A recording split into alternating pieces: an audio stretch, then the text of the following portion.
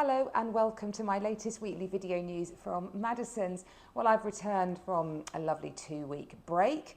It's always a bit of an impact when I go on holiday because my husband runs lettings in our business. So the two of us out of the business at the same time has quite an impact. So I deliberately always go away towards the end of August when it starts to quieten down. But despite what you might be hearing on the news headlines, I'm recording this on Wednesday morning. And as I drove in, Radio 4 was announcing that it's going to be the lowest number of house sales this year for over a decade. There'll be about 1 million, they think, which is a significant drop down from 2022, a fifth down from the heady heights of 2022.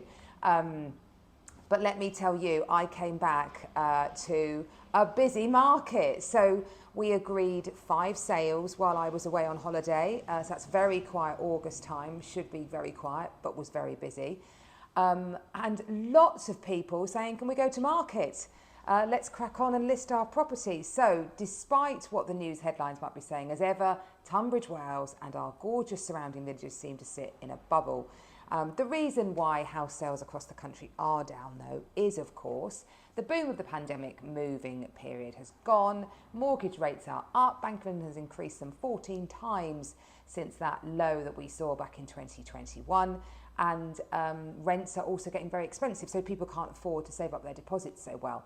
But existing homeowners who need a mortgage only count about a third of purchases. You've got first-time buyers on top of that. So a lot of people don't need a mortgage. So those with cash in the bank or money tied up in their property that they can sell are going to do okay. So yeah, market feels fine, and autumn market is looking busy from the indicators that I can see. Valuations, listings, viewings, and then offers made. They're all running at kind of normal levels. In fact, a bit above actually what normally you'd see at this market.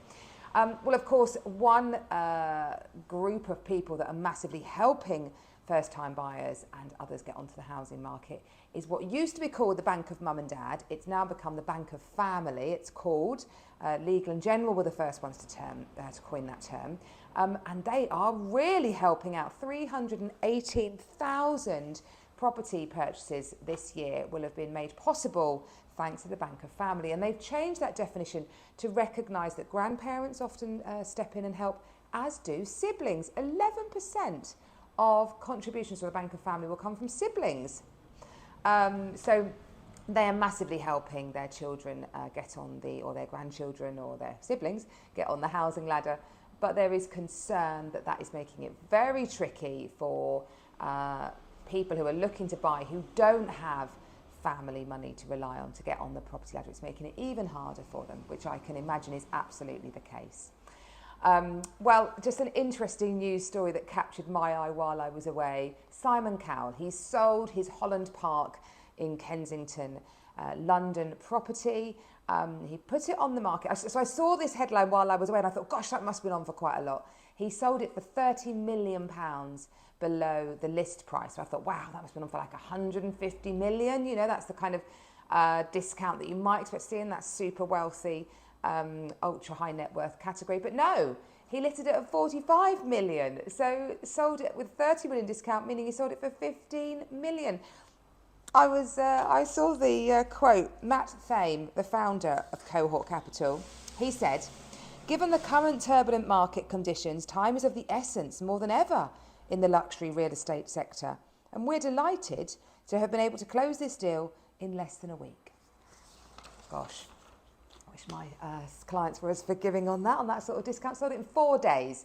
He wanted to sell it quickly, evidently, because he's been concerned about security in the capital and wanted to start a new life out in the country with his partner and son. So yeah, clearly motivated. How much money does he really need?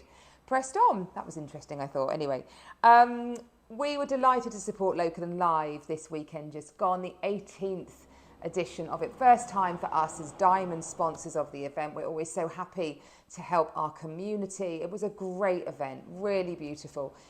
Fabulous acts, rain held for most of it, delicious food.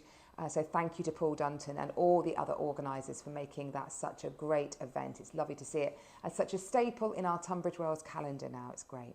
Well, finally, a property that I am about to launch. How about this lovely four-bedroom semi-detached on Colverton Park Road? It's really, really spacious. It's got four really good double bedrooms. It's over 4 levels. You've got a nice big reception room and a further kind of den reception room.